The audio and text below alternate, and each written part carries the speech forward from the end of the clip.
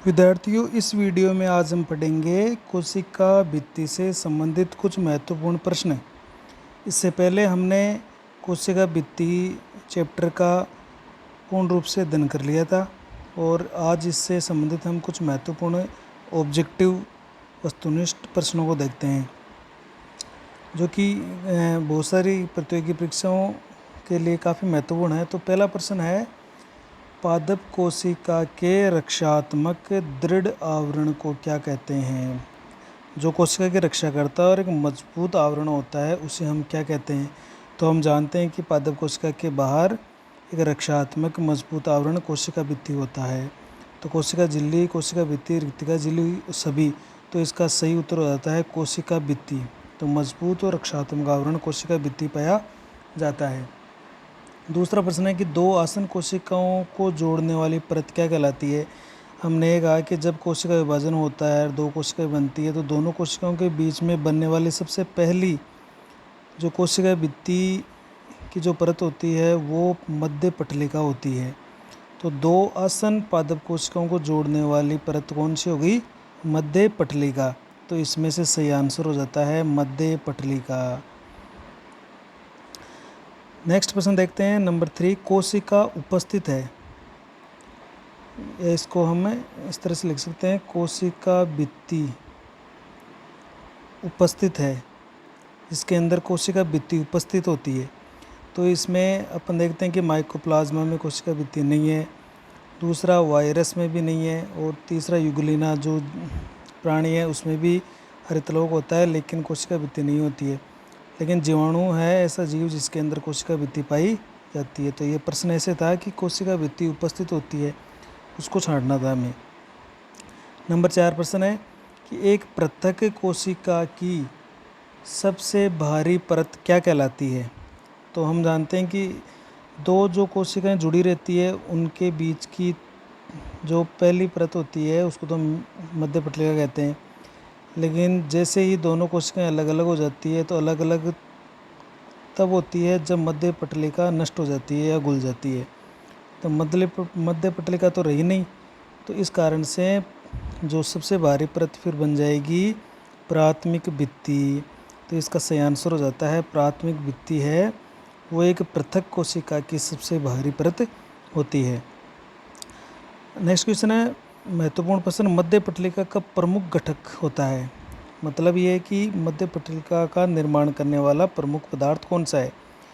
तो हमने पढ़ा था कि मध्य पटलिका में है वो कैल्शियम और मैग्नीशियम पेक्टेट जैसे पदार्थ जम जाते हैं, तो उसी कारण से मध्य पटलिका बनती है। तो इसमें से आंसर सुबेरिन नहीं है, पेक्टिन नहीं है, कैल्शियम ऑक्जेलेट भी नहीं है, तो फोर्थ ऑप्शन होता है कैल्शियम पेक्टेट। तो इसका सही आंसर हो जाता है कैल्शियम पेक्टेट की मध्य पटलिका बनी होती है। नेक्स्ट अपन देख लेते हैं प्रश्न कि पके हुए फल कोमल होते हैं, कारण क्या है इसका? तो हम देखते हैं कि पके हुए फल है वो पिलपिले या कोमल रहते हैं।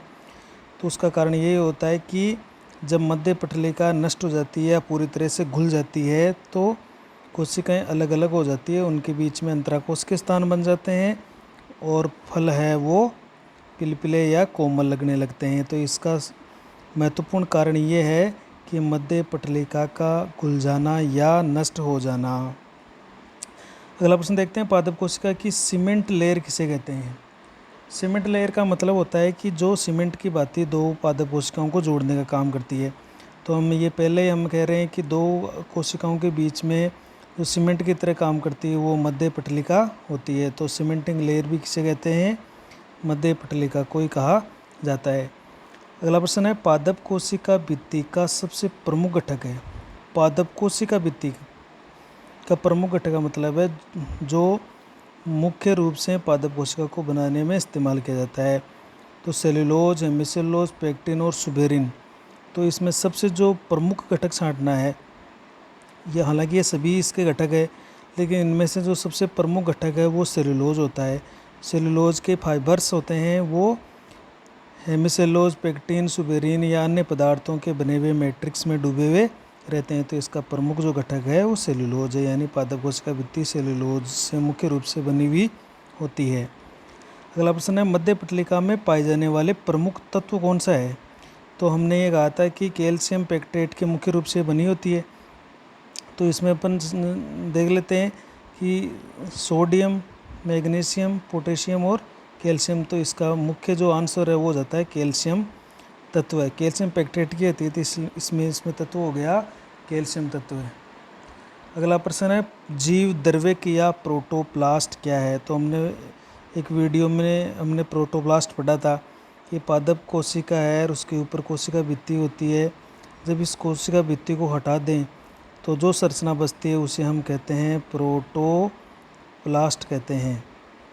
तो इसमें मतलब हमने पादप कोशिका से कोशिका भित्ति को हटाया है। तो कोशिका भित्ति को हटाने के पश्चात जो बच गया तो केंद्रक रहित कोशिका द्रव्य ये भी नहीं है, कोशिका झिल्ली रहित कोशिका ये भी नहीं है, जीव द्रव्य रहित कोशिका ये भी नहीं है। और फोर्थ ऑप्शन है हमारा कोशिका भित्ति रहित कोशिका।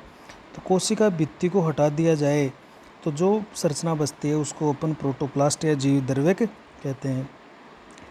नेक्स्ट है कि यूकेरियोटिक जीवों की कोशिका भित्ति बनी होती है। यूकेरियोटिक जो प्लांट्स है, शैवाल है, उनकी कोशिका भित्ति किसकी बनी हुई है। तो देखिए यूकेरियोटिक जो जीव है उनकी कोशिका भित्ति है वो सेलुलोज और पेक्टिन।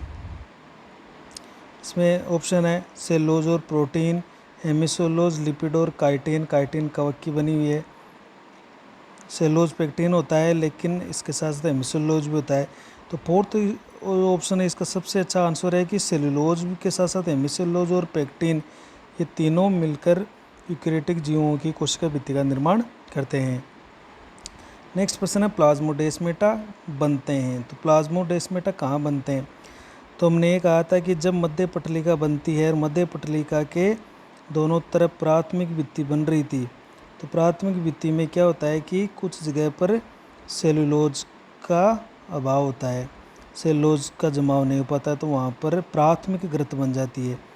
तो प्राथमिक ग्रंथ जब बनती है तो उसमें से दोनों कोशिकाओं के जीव द्रव्य है वो तंतु है वो आर पार होते जाते हैं तो उसको अपन कहते हैं प्लाज्मोडेस्माटा।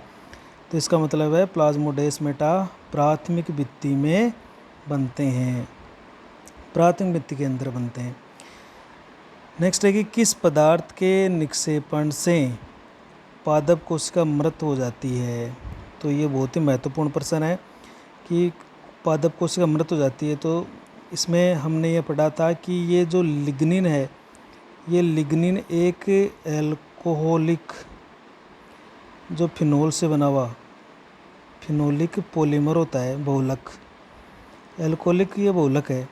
इसके कारण से जैसे ये कोशिका में जमता है कोशिका द्रव्य नष्ट हो जाता है और कोशिका मृत हो जाती है। तो लिग्निन के कारण कोशिकाएं हैं वो मृत हो जाती है। तो इस तरह से हमने लिग्निन के बारे में पढ़ा कि लिग्निन के जमाव के कारण है वो कोशिकाएं मृत हो जाती है, प्रोटोप्लास्ट नष्ट हो जाता है। तो इसका सही आंसर हो जाता है लिग्निन। नेक्स्ट अपन प्रश्न देखते हैं पादपों की गर्त का निर्माण मुख्यतः होता है। जो गर्तें होती है वो गर्तें हमने पढ़ी थी, सरल गर्त पढ़ी थी, एक परिवेशित गर्त पढ़ी थी, सिंपल और बॉर्डर्ड पिट पढ़ी थी हमने। तो हमने कहा था कि जब प्राथमिक भित्ति पर द्वितीयक भित्ति बनती है और उसमें मुख्यतः लिग्निन का जमाव होता है तो उस लिग्निन का जमाव जब नहीं हो पाता है तो गर्तें बनती है। तो इसका मतलब है कि द्वितीयक भित्ति के दौरान जब लिग्निन नहीं जमता है तो वहाँ पर गर्त बन जाती है। तो गर्त का निर्माण लिग्निन के अभाव के कारण होता है।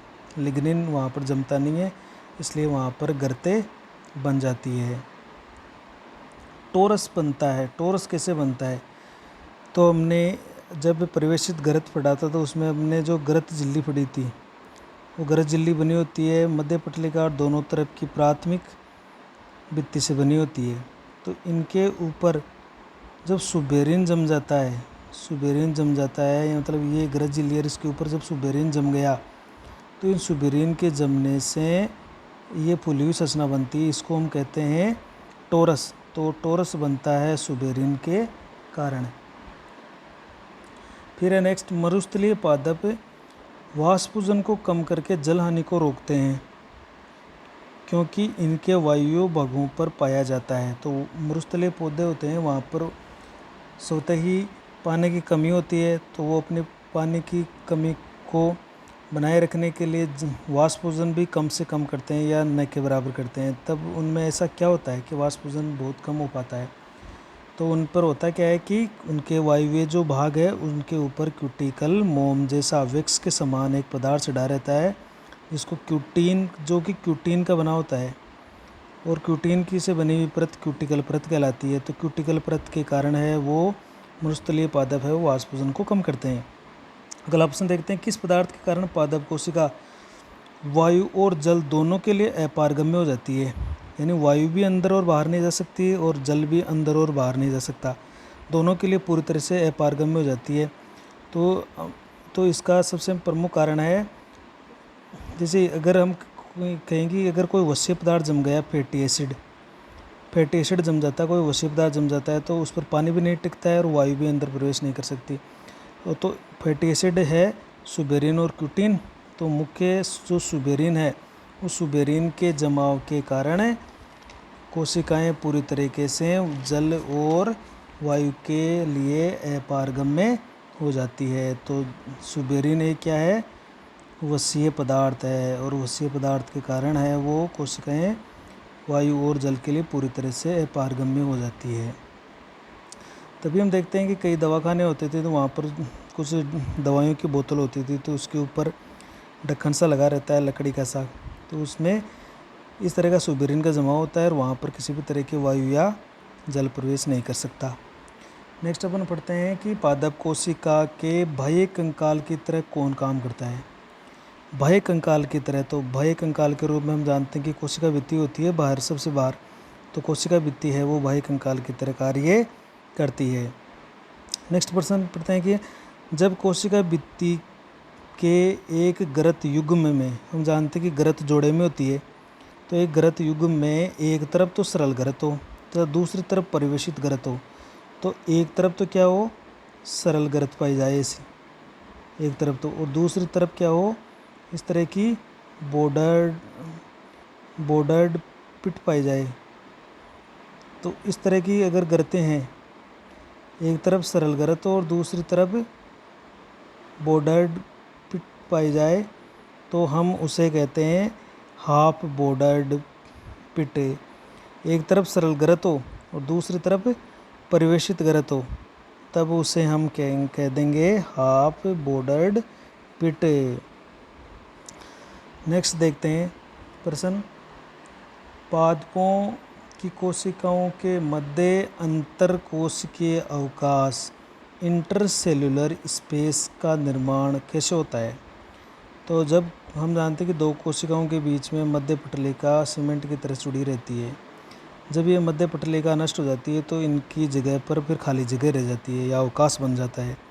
तो सीधी सी बात यही है कि मध्य पटलिका जब नष्ट होती है तो अंतराकोश के अवकाश बन जाते हैं और पके हुए फल भी कोमल होने लगते हैं। नेक्स्ट है कवकों की कोशिका भित्ति बनती है, तो हमने इसके फर्स्ट वीडियो में पढ़ा था कोशिका भित्ति के कि कवकों की कोशिका भित्ति है वो काइटिन की बनी हुई होती है, काइटिन की बनी हुई होती है। फिर नेक्स्ट पढ़ते हैं अपन कि जाइलम की कोशिका भित्ति में मुख्यतः पाया जाता है। तो जाइलम की कोशिका भित्ति के अंदर क्या पाया जाता है, तो हम जानते हैं जाइलम में जो वाहिकाएँ और वाहिनिकाएँ होती है तो वो पूरी तरह से मृत होती है, और मृत कोशिकाएँ तब होती है जब उनमें लिग्निन का जमाव होता है। तो लिग्निन मुख्य रूप से जाइलम के अंदर पाए जाने वाला पदार्थ है। गरत झिल्ली बनी होती है, तो हमने ये कहा था कि गरत जैसे ये झिल्ली है, तो ये गरत झिल्ली के अंदर बीचों बीच मध्य पटलिका होती है और इसके बाहर होती है प्राथमिक भित्ति, और फिर द्वितीयक भित्ति के अंदर तो गर्त बने हुए होते हैं, तो ये द्वितीयक भित्ति हो गई, तो इसमें तो गर्त बने हुए हैं। तो ये बीच के अंदर ये प्राथमिक भित्ति और मध्य पटलिका ये गरज झिल्ली का निर्माण कर रही है। तो गरज झिल्ली में कौन कौन हो गया, मध्य पटलिका, प्राथमिक और इधर वाली प्राथमिक भित्ति। तो इसमें से हम देख लेते हैं कि गरज झिल्ली प्राथमिक मध्य पटलिका और दूसरी तरफ वाली प्राथमिक भित्ति, यानी मध्य पटलिका के दोनों तरफ जो प्राथमिक भित्ति होती है वो और बीच वाली मध्य पटलिका, ये तीनों लेयर मिलकर क्या करती है, ग्रज झिल्ली का निर्माण करती है। यानी हम ये कहेंगे कि प्राइमरी वाल, मिडिल लेमिला और दूसरी तरफ वाली प्राइमरी वाल मिलकर ग्रज झिल्ली का निर्माण करती है। नेक्स्ट अपन पढ़ लेते हैं प्रश्न, कोशिका भित्ति का सबसे मोटा स्तर कौन सा है। तो हमने कोशिका भित्ति के मुख्यतः 4 स्तर पढ़े थे, जिसमें हमने मध्य पटलिका पढ़ा था, मध्य पटलिका, फिर प्राइमरी वाल पढ़ी थी, फिर सेकेंडरी वाल पढ़ी थी और फिर टर्सरी वाल पढ़ी थी। तो हमने कहा था कि जो सेकेंडरी वाल है, द्वितीयक भित्ति है, उसके 3 स्तर होते हैं, S1, S2 और S3, जिसमें सबसे मोटा कौन था, S2 सबसे मोटा था। इसलिए कोशिका भित्ति का सबसे मोटा स्तर वो द्वितीयक भित्ति होता है। तो द्वितीयक भित्ति है वो सबसे मोटा स्तर पाया जाता है। और लास्ट इम्पोर्टेंट और महत्वपूर्ण प्रश्न है, कोशिका भित्ति की खोज किसने की। तो कोशिका भित्ति की खोज करने वाले वैज्ञानिक रॉबर्ट हुक ही थे। रॉबर्ट हुक ने 1665 में जब क्यूरकस सुबर की टुकड़ों को देखा था तो वास्तव में वो कोशिका भित्ति ही थी। तो हम ये कहते हैं कि रॉबर्ट हुक ने ही कोशिका भित्ति की खोज 1665 में ही कर दी थी। जिन विद्यार्थियों ने अपने चैनल को सब्सक्राइब नहीं किया है वो सब्सक्राइब कर लें। सब्सक्राइब करने से एक तरह का मोटिवेशन मिलता है, तो अपने चैनल को मोटिवेट करने के लिए इस चैनल को सब्सक्राइब करें और ज़्यादा से ज़्यादा शेयर करें। धन्यवाद।